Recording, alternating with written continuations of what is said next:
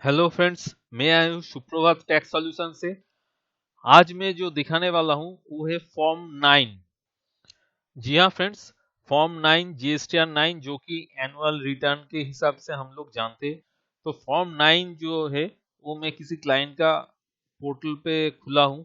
तो आप देखिए, पहले नो करके जाएंगे, ये तो नॉर्मल सा बात है। अभी देखिए 19-20 फाइनेंशियल ईयर का रिटर्न में जमा करने जा रहा हूँ, जिसका लास्ट डेट है 28 फरवरी 2021 का। अभी देखिए इनका टर्नओवर दिखा रहा है 23,02,874 रुपया। इसका मैं फॉर्म 9 फिलअप कर सकता हूँ भी और नहीं भी कर सकता हूँ, लेकिन इसको करना पड़ेगा। क्यों करना पड़ेगा? क्योंकि इनका जितना टर्नओवर मैंने जीएसटीआर 1 और जीएसटीआर 3 में दिखा है वो गलत दिखा है। इसीलिए उसको ठीक करने के लिए मुझे एनुअल रिटर्न जो कि फॉर्म 9 है उसको फिलअप करना होगा।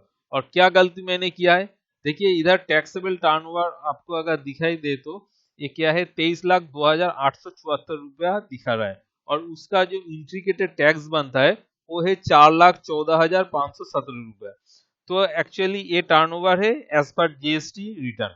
लेकिन एक्चुअल में क्या है, जो इनकम टैक्स रिटर्न में फाइल हुआ है वही एक्चुअल माना जाएगा। तो इनकम टैक्स रिटर्न में जो फाइल हुआ है 25,45,232, 25,45,232, जो भी टैली में भी वही है।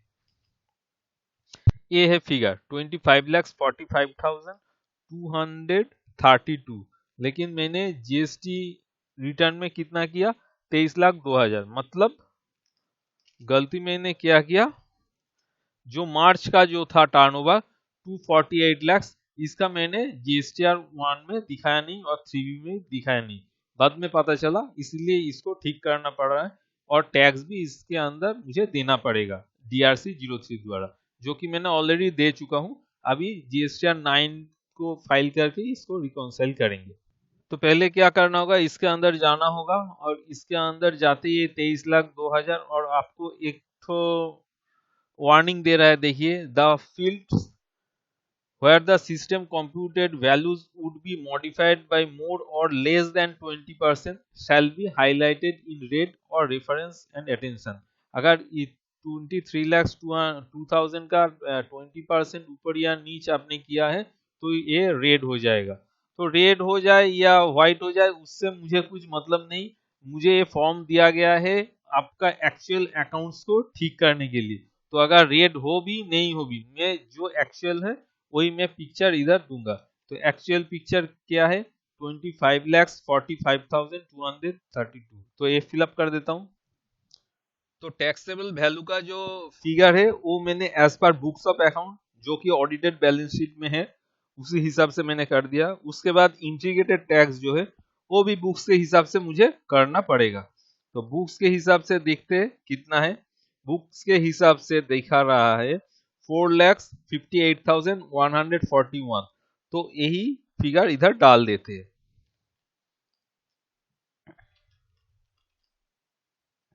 तो देखिए मैंने इंटीग्रेटेड टैक्स का फिगर भी चेंज कर दिया, एक्चुअल जो बुक्स के हिसाब से है वो कर दिया।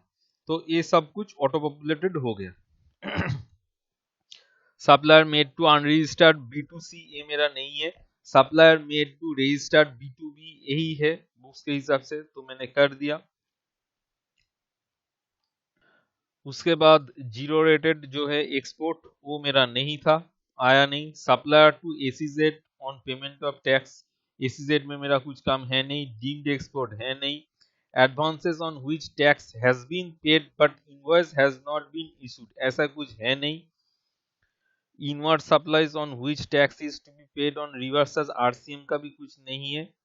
उसके बाद ये भी एडजस्ट करना है। Credit notes, debit notes, supplies tax declare through amendments, supplies tax reduce through amendments, ये सब अगर था, अगर है तो ये सब कुछ आपको देके करना था, लेकिन ये सब कुछ मेरा है नहीं।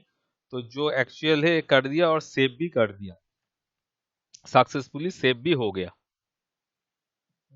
उसके बाद बैक में जाते हैं।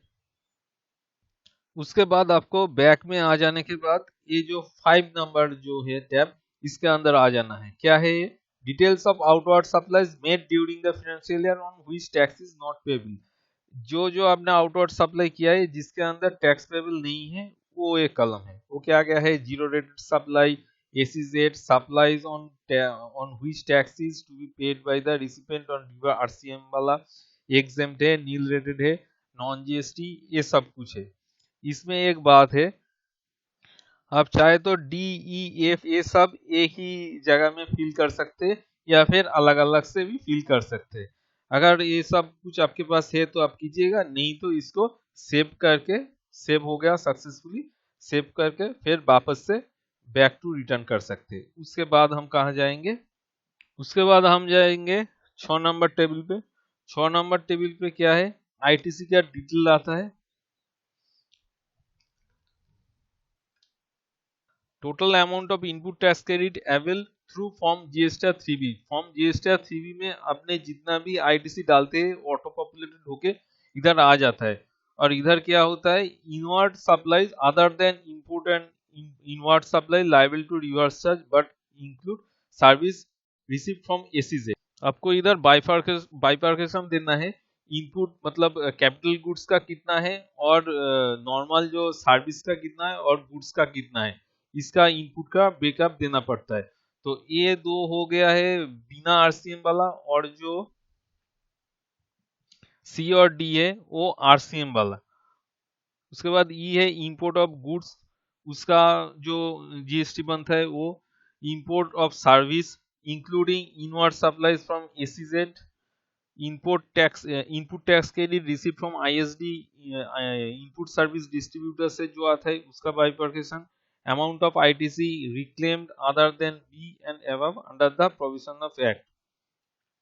उसके बाद है ट्रेन 1 फॉर्म से ट्रेन 2 फॉर्म से जितना भी आपने लिया है उसका देना पड़ता है। उसके बाद any other ITC avail but not specified above, जो स्पेसिफाइड नहीं है वो अगर है तो इधर देना पड़ेगा। उसके बाद आपको क्या करना है? फॉर्म को सेव करना है, और सेव करने के बाद आपको फिर बैक टू जीएसटीआर 9 डैशबोर्ड में जाना पड़ेगा। उसके बाद आते हैं टेबल नंबर 7 पे। 7 पे क्या बोल रहा है? Details of ITC reversed and ineligible ITC for the financial year 19-20। मतलब इनएलिजिबल आईटीसी जितना भी है उनका ब्रेकअप एक एक रूल के हिसाब से हम लोगों को भरना पड़ेगा, और या फिर डिटेल्स ऑफ आईटीसी रिवर्स, जो भी आपने आईटीसी रिवर्स किया है उसका डिटेल देना पड़ेगा, और ट्रांस 1 ट्रांस 2 का भी डिटेल देना होगा अगर है तो। अगर नहीं है तो सेव करके success okay back to GSTR 9, अगर है तो वो फिलअप करके आपको बैक में जाना पड़ेगा। उसके बाद आपको जाना पड़ेगा, उसके बाद हम जाएंगे 8 नंबर टेबल, जो कि अदर आईटीसी रिलेटेड इंफॉर्मेशन है। इधर जो है इधर आईटीसी आता है जीएसटीआर 2 है, देखिए लिखा है जीएसटीआर 2A से ऑटो पॉपुलेटेड होके आ रहा है GST. ITC on inward supplies other than imports and inward supplies liable to reverse charge but include service received from SEZ received during the financial year but availed in the next financial year up to specified period। इस साल में आपने नहीं लिया ये बोल रहा है। और एक तो क्या है? ITC available but not availed. ITC available था लेकिन आपने नहीं लिया, कितना वो आप लिख सकते हैं इधर। ITC available but ineligible ITC, ineligible ITC भी हो सकता है, जो जो जैसे सेक्शन 17(5) का जितना भी है इनएलिजिबल आईटीसी, अगर ऐसा होता है तो आप फिलअप कर दीजिए। इसी तरह मैंने इधर फिलअप कर दिया ITC available but not availed. तो ये कितना लैप्स हो गया मेरा? Total ITC to be lapse in current financial year 38 रुपया 14, ये मेरा लैप्स हो गया। ये सेव करके मैं सक्सेस हो गया, बैक टू जीएसटीआर 9 डैशबोर्ड में चला जाऊंगा। उसके बाद हम जाएंगे टेबल नंबर 9 पे, details of tax paid as declared in return file during the financial year. During the financial year में हमने जितना टैक्स जितना फाइल किया है वो ऑटो पॉपुलेटेड होके आया है, और टैक्स पेबल कितना, पेड थ्रू कैश कितना, पेड थ्रू आईटीसी कितना, ये सब देना पड़ेगा, और इंटरेस्ट और लेट फी भी ये ऑटो पॉपुलेटेड होके आया है। मेरा एक्चुअल जितना है वो मैंने फिलअप कर दिया। उसके बाद सेव करके चला आ जाऊंगा। अभी 10, 11, 12, 13 में कौन सा चीज डालना होगा? Particulars of the transaction for the financial year declared in return of the next financial year till the specified period. Specified period मतलब जो 19-20 का कितना दिन तक अपने रिटर्न फाइल कर सकते हैं, इनपुट क्रेडिट ले सकते हैं फॉलोइंग ईयर्स, मतलब 20-21 का, जो 2020 का सितंबर तक जितना भी जीएसटीआर 2A का डाटा वो चला आ जाएगा, वो आप इधर फाइल कर सकते हैं। तो वही उसको ही बोल रहा है स्पेसिफाइड पीरियड। अगर वो है तो, अगर आपका है तो आप इधर फिलअप कर सकते हैं, ऐसा कुछ है तो, मतलब 19-20 का अगर कुछ 20-21 का है तो। उसके बाद सेव करके वापस से बैक टू जीएसटीआर 9 कीजिए। 14 नंबर में बोल रहा है differential tax paid on account of declaration in table number 10-11। 10-11 में अगर कुछ डिफरेंशियल फिगर है तो इधर डालने के लिए बोल रहा है। फिर इसको सेव।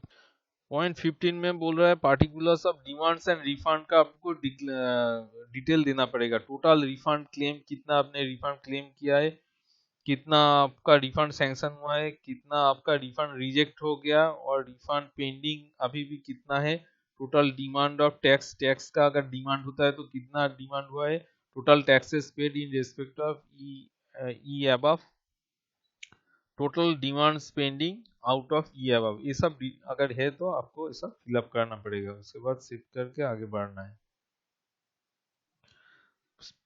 टैब 16 बोल रहा है supplies received from composition tax payer deemed supply by job worker. अगर कॉम्पोजिशन से कुछ आपने लिया है सर्विस, या फिर सब जॉब वर्कर से कुछ लिया है तो टैक्सेबल वैल्यू कितना है, इंटीग्रेटेड टैक्स वगैरह कितना है, ये सब आपको फिलअप करना पड़ेगा। HSN वाइज समरी आपको देना पड़ेगा। HSN wise summary number of record आपको इधर देना पड़ेगा। ये सब कुछ करने के बाद जो करना है वो कंप्यूट लायबिलिटी करना है फ्रेंड्स। उसके बाद सब कुछ सेव करने के बाद हमको क्या करना है, हमको कंप्यूट लायबिलिटी पे क्लिक करना है। कंप्यूट लायबिलिटी पे क्लिक करने के बाद ही एक तो पीडीएफ डाउनलोड हो जाएगा, और पीडीएफ में देखिए मेरा टर्नओवर मैं बढ़ाया था, टर्नओवर बढ़ाने के वजह से 4,58,142 का इंटीग्रेटेड टेस्ट का लायबिलिटी हो गया। लेकिन मैंने जो दिखाया था जीएसटीआर 1 में वो उससे कम था, जो कि मैंने पहले ही आपको बोला था।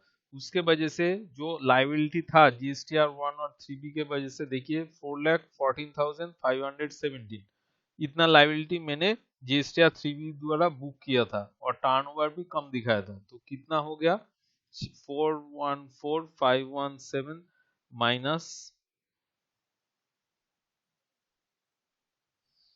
माइनस एक्चुअल लायबिलिटी है 458,142, मतलब 43,625, जो कि अभी भी आपको देना है, जो टर्नओवर बढ़ने की वजह से हुआ है, एक्चुअल में ही बढ़ा है, जो कि मेरा कैश लेजर में भी है। तो इसको DRC 03 द्वारा फाइल कर देंगे।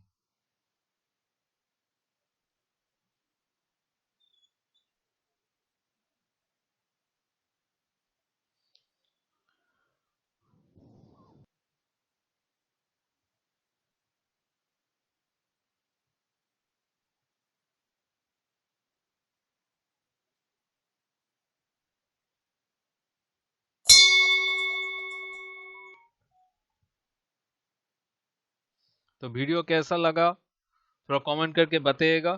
अगर वीडियो अच्छे लगे तो प्लीज लाइक शेयर और कमेंट करना मत भूलिए।